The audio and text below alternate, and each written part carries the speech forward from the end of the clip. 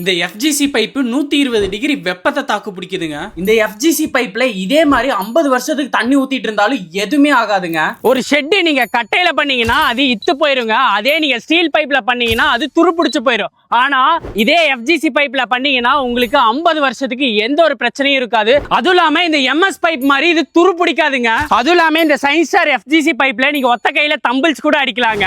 அதுவும் இல்லாம இந்த சயின்ஸ் ஸ்டாரோட FGC ப்ரொஃபைல் பாத்தீங்கன்னா நல்ல வெயிட் தாக்கு பிடிக்கும். அதுவும் நீங்க இதுக்கு பெயிண்டும் அடிக்க தேவையில்லைங்க. சோ நம்ம வந்திருக்கிற இடத்துல பாத்தீங்கன்னா சயின்ஸ் ஸ்டாரோட FGC பைப் தாங்க யூஸ் பண்ணிருக்காங்க. இது பாத்தீங்கன்னா நத்தம் கோட்டையூர்ல தாங்க இது லொகேட் ஆயிருக்குது. இந்த ஷெட்ல பாத்தீங்கன்னா 50ல இருந்து 60க்கு மேல ஆடுங்களை வந்து இங்க வளர்க்க போறாங்க. சோ அது என்ன ஆடுன்னு பாத்தீங்கன்னா செம்மறி ஆடு. அதோட வெயிட் பொதுவா எடுத்துக்கிட்டீங்கன்னா 35 கிலோ கிட்ட வரும். சொல்ல போனோம்னா 2.5 டன் எடை உள்ள ஆடுங்களை தாங்க இங்க வைக்க போறாங்க. சோ இந்த ஆட்டு பண்ணை ஷெட்டுக்கு ஏன் இந்த FGC பைப்பை பயன்படுத்தி இருக்காங்கன்னு பாத்தீங்கன்னா பொதுவா ஆடு யூரின் போறதுனால ஒண்ணு நீங்க கட்டை யூஸ் பண்ணிருந்தீங்கன்னா அது இத்து போயிருங்க. இல்ல நீங்க ஸ்டீல் பைப்பை யூஸ் பண்ணிருந்தீங்கன்னா அது துரு பிடிச்சிரும். ஆனா இந்த FGC பைப்ல எதுவுமே ஆகாது. அதுவும் இல்லாம நல்ல வெயிட்டையும் இது தாக்கு பிடிக்குங்க. நீங்க இந்த சயின்ஸ் ஸ்டாரோட FGC பைப் வாங்கணும்னு நினைச்சீங்கன்னா ஸ்கிரீன்ல நம்பர் தந்திருக்கிறேன். இத பத்தி மேலும் விவரம் தெரியணும்னு நினைச்சீங்கன்னா நான் யூடியூப்ல வந்து ஃபுல் வீடியோ போட்டிருக்கேன். இல்ல நீங்க இவங்களை கான்டாக்ட் பண்ணி கூட நீங்க ஃபுல் டீடைல்ஸ் தெரிஞ்சுக்கலாங்க.